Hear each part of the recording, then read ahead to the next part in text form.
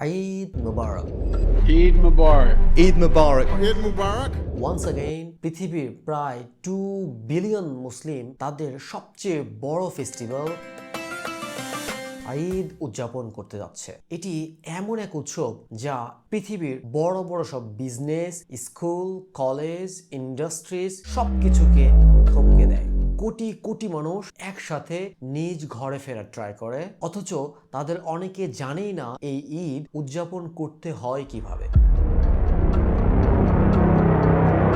আসুন আপনি আমি দেখি রাসূলুল্লাহ সাল্লাল্লাহু আলাইহি সাল্লাম তিনি এই ঈদ উদযাপন করতেন কিভাবে। প্রথম নম্বর হচ্ছে রাসূলুল্লাহ সাল্লাল্লাহু আলাইহি সাল্লাম ঈদের দিন খুব আগে থেকে ঘুম থেকে উঠে ফজরের নামাজ জামাতের সাথে আদায় করতেন, এরপরে ঈদগাহে আগে ভাগে যেতেন। দ্বিতীয় নাম্বার, রাসূলুল্লাহ সাল্লাল্লাহু আলাইহি সাল্লাম ঈদগাহে যাওয়ার পূর্বে মিষ্টি জাতীয় কিছু, বিশেষ করে খেজুর, বেজোড় সংখ্যায় রাসূলুল্লাহ সাল্লাল্লাহু আলাইহি সাল্লাম খেজুর খেয়ে তারপরে তিনি ঈদগাহের উদ্দেশ্যে রওনা দিতেন। তৃতীয় নম্বর সুন্নাহ হচ্ছে রাসূলুল্লাহ সাল্লাল্লাহু আলাইহি সাল্লাম ঈদগাহে যাওয়ার পূর্বে উত্তম রূপে গোসল করতেন। তিনি অবশ্যই পবিত্রতার শুরুতে মেসওয়াক করতেন অ্যান্ড গোসল করে পরিপাটি হয়ে তিনি সুগন্ধি ব্যবহার করতেন।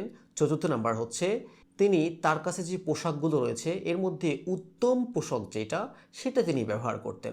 আমাদের ভিতরে যে টেন্ডেন্সি আছে যে প্রতি ঈদেই আমাকে নতুন কাপড় পরতে হবে, রাসূলুল্লাহ সাল্লাল্লাহু আলাইহি ওয়াসাল্লাম সুন্নাহটা এরকম নয়। আমাদের হয়ে গেছে কি যে আমরা ঈদের সময়ে লাখ লাখ টাকার বাজেট করছি, কাপড় কিনছি, আমার ঈদের 3-4 দিন পর পর্যন্ত কী কী কাপড় পরবো আমার সব কিছু রেডি আছে, বাট আমি যখন ঈদগাহের ময়দানে আসছি আমার আজ থেকে 4-5 বছর আগে যে পাঞ্জাবিটা কেনা রয়েছে, যে ট্রাউজার কেনা রয়েছে ভাঁজ হয়ে আছে, ওটাকে দুর্গন্ধ ছড়াচ্ছে, আমি ওইটাই বের করে পরে আসি অ্যান্ড তারপরে অন্যান্য দিন আমি আমার নতুন নতুন পোশাকগুলো পরি। আসলে এটা আমাদের পরিপূর্ণ সুন্নাহ আদায় হচ্ছে না। আমাদেরকে অবশ্যই নতুন না হলেও অ্যাটলিস্ট পরিষ্কার উত্তম কাপড় পরে সুগন্ধি মেখে ঈদগাহের ময়দানে আসতে হবে। এরপরে 5 নাম্বারটা হচ্ছে রাসূলুল্লাহ সাল্লাল্লাহু আলাইহি সাল্লাম ঈদগাহের ময়দানে হেঁটে হেঁটে যেতেন।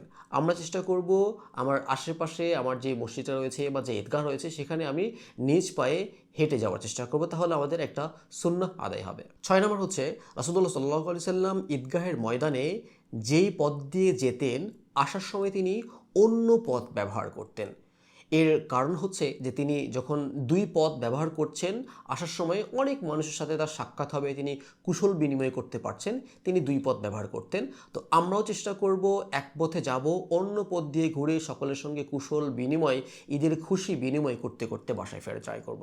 7 নম্বর হচ্ছে ঈদগাহে যাওয়ার সময় জোরে জোরে তাকবীর বলা। আল্লাহু আকবার, আল্লাহু আকবার, লা ইলাহা ইল্লাল্লাহু আল্লাহু আকবার ওয়ালিল্লাহিল হামদ। এই তাকবীরটা আমরা জোরে জোরে উচ্চস্বরে বলার চেষ্টা করব আর ঈদগাহের ময়দানে যাওয়ার ট্রাই করব। 8 নম্বর হচ্ছে ঈদের দিন সবসময় হাসি খুশি মেজাজে থাকা, ঈদের দিনটা যতটা পারা যায় হালালভাবে উদযাপন করা। আমাদের ভেতরে একটা টেন্ডেন্সি চলে আসছে, আমরা অনেকেই ফেসবুকে স্ট্যাটাস দেওয়ার ট্রাই করি, ঈদের নামাজ পড়ে এসেছি, আজকে যদি বৃষ্টি হইতো খুবই উত্তম হইতো, আজকে সারাটা দিন আমি ঘুমিয়ে কাটিয়ে দিব, কিসের কি বাহিরে উদযাপন। আমরা অন্যান্য যে উৎসবগুলো রয়েছে যেগুলো হারাম উৎসব, যেটা আমাদের কালচারের ভেতরে নয়, এমন উৎসবগুলো আমরা আমাদের কোটি কোটি টাকা খরচ করে আমার যা কিছু আছে সব কিছু দিয়ে আমি সেটা অনেক ভালোভাবে উদযাপন করছি, আর ঈদের দিন আসলে আমাকে মনমরা হয়ে থাকতে হবে, আমাকে শুয়ে ঘুমিয়ে থেকে স্ট্যাটাস দিতে হবে আমি ঘুমিয়েছিলাম, আজকে বৃষ্টি হলে ভালো হতো।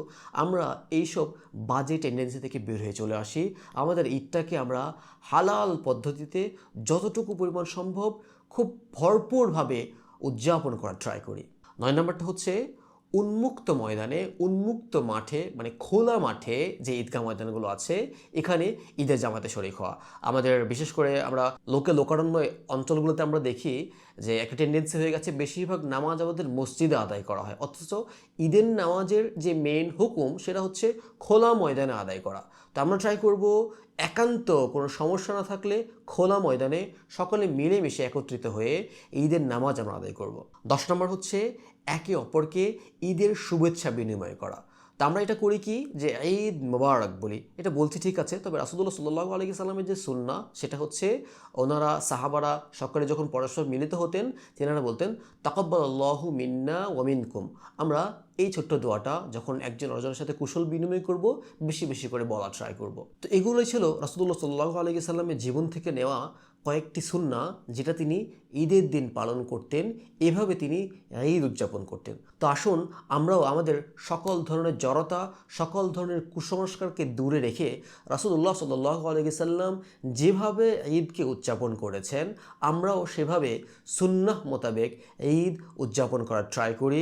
আমাদের ঈদটা যেন একদম পানসে না হয়, আমাদের ঈদটা যেন হারাম অশ্লীল বিনোদনে ভরপুর না হয়, আমরা যেন হালাল পদ্ধতিতে ঈদ উদযাপন করতে পারি, ঈদের খুশি সকলের মাঝে ছড়িয়ে যেতে পারি। আল্লাহ রাব্বুল আলামিন আমাদেরকে সেই তৌফিক দান করুন।